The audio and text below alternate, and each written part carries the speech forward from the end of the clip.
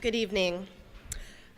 As Erica said, I'm here to introduce Amy Cross, our C.B. King Award recipient of this year.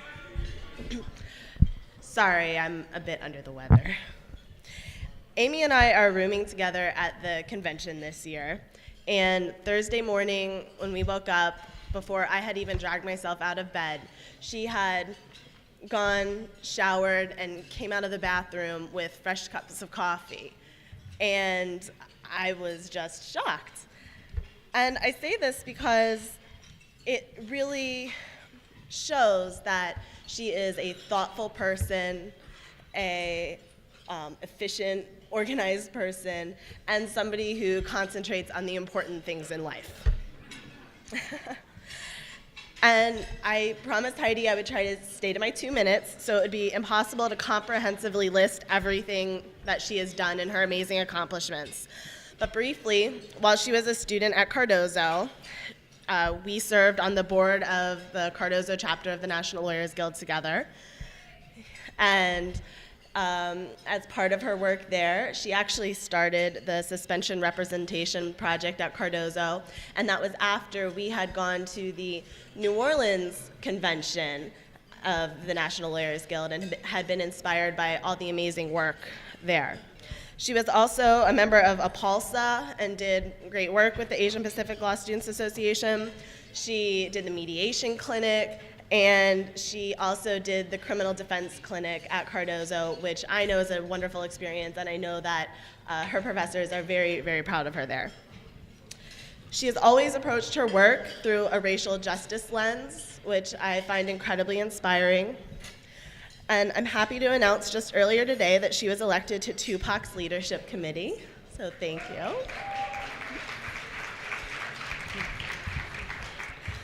And I'm proud to be part of an organization that creates a space for and honors people like Amy Cross. With Amy as a model for the future of the Guild, we should all have confidence in our continuing success. Of course, that comes with a continuing responsibility to ensure that the Guild ensures and stays a place that is welcoming and supportive of people like Amy. With that, please welcome my fellow Cardozo alum, my fellow Guild member, my fellow public defender, and most importantly, my friend, Amy Cross.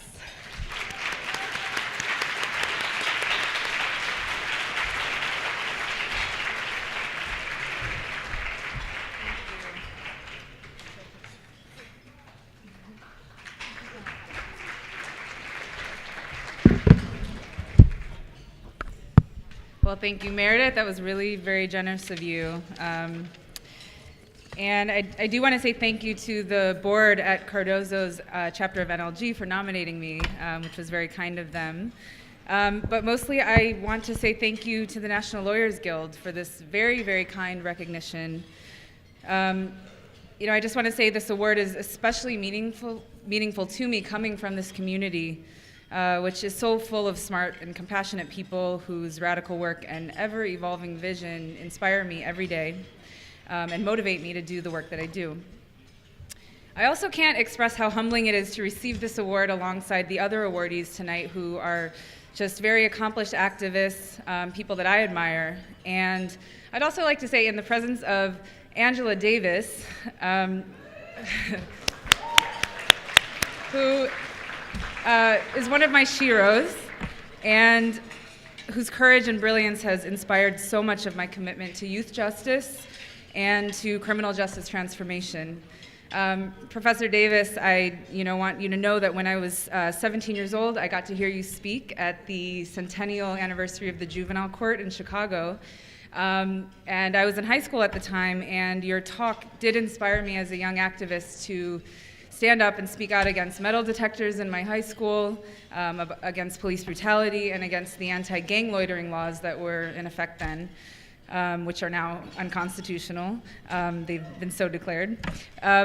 So the opportunity to accept this award in your presence is very special to me, and it feels kind of like a special gift from the universe. So I just want to say thank you for that inspiration and for being here.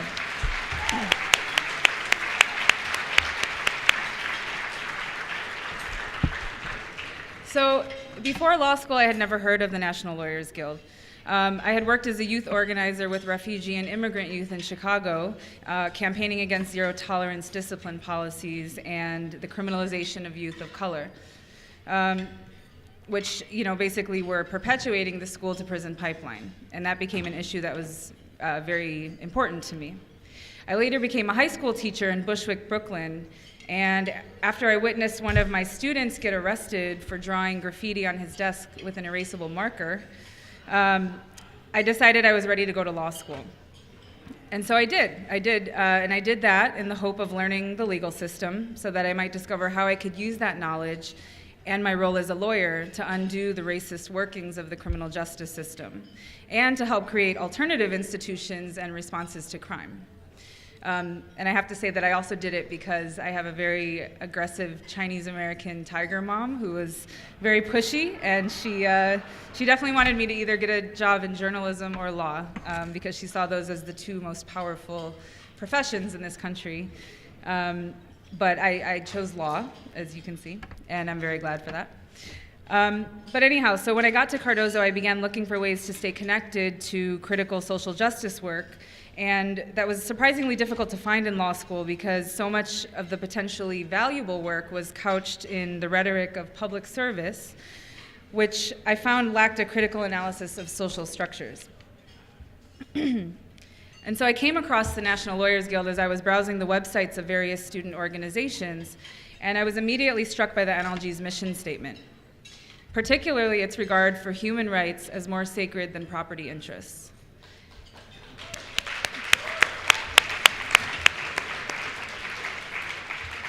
So to me, that phrasing seemed so powerful in its simplicity, and I was intrigued to find out what kind of causes the NLG stood behind.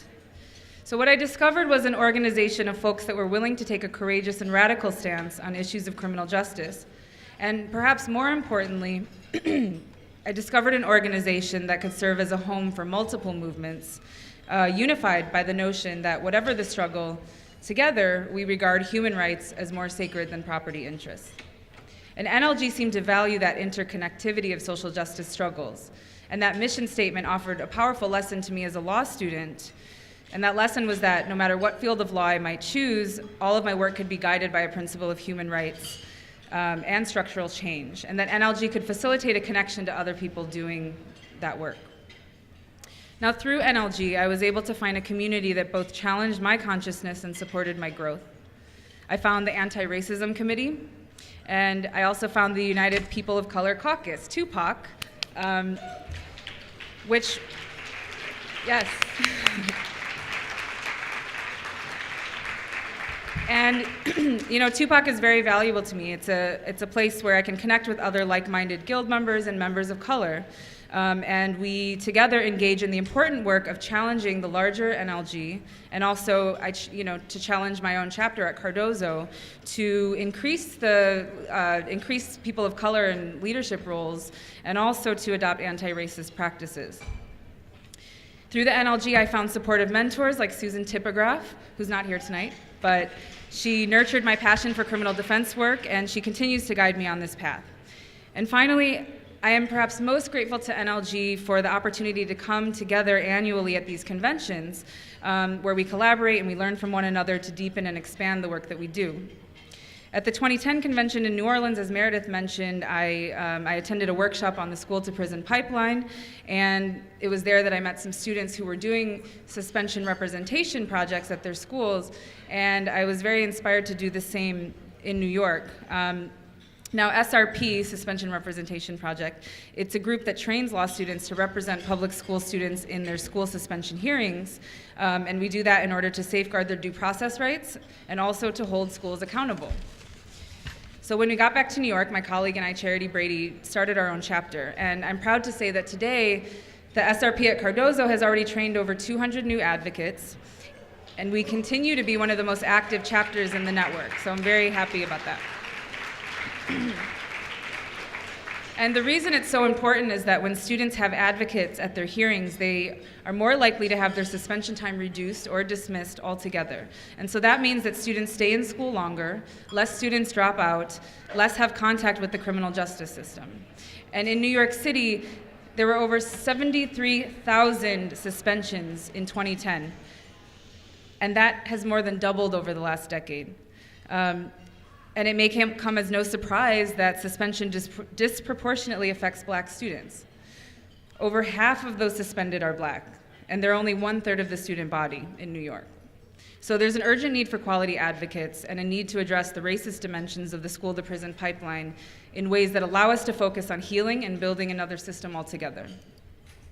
So I thank the National Lawyers Guild and Tupac for facilitating that connection in New Orleans, which inspired me to create a project that was very meaningful to me, and for the chance to be here now, where I know that seeds have been planted because I feel an overwhelming sense of inspiration in my heart today. So I just want to say to the NLG, the gift of your encouragement is very empowering. It challenges me to act with integrity and to deepen my vision of transformative justice. So as I enter into my next role as a public defender, I hope to stay connected to the movement, to never forget the privilege that I have as a lawyer, to act as an ally to my clients, to share power, to be fully present and compassionate, and to always regard human rights as more sacred than property interests. And so I ask that the Guild, that you hold me accountable for that, and that you continue to welcome me back. Thank you very much.